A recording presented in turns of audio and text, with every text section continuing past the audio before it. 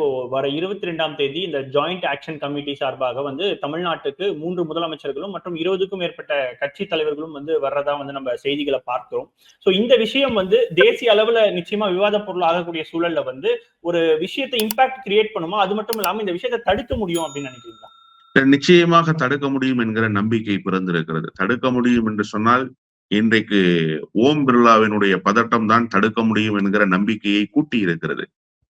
நியாயமாக எழுப்ப வேண்டிய போர்க்குரலை எழுப்புகிற நாடாளுமன்ற உறுப்பினர்களுக்கு அவையின் வாயிலை திறக்கக்கூடாது என்பதற்காகவே அவையை ஒத்தி வைத்திருக்கிறார். இது பயத்தினுடைய வெளிப்பாடு. துவக்க நிலையிலேயே ஆளுகிற பாரதிய ஜனதா கட்சியினுடைய அரசு ஒரு தடுமாற்றமான சூழலுக்கு வந்திருக்கிறது. இன்னும் அடுத்தடுத்த கட்ட நகர்வுகளில் பாரதிய ஜனதா கட்சி பின்வாங்குகிற சூழல் என்பது நிச்சயமாக வந்துவிடும் என்றுதான் நான் புரிந்து கொள்கிறேன். அதனால்தான் நான் முதல் கேள்வியிலேயே மேற்கோள் காட்டினேன்.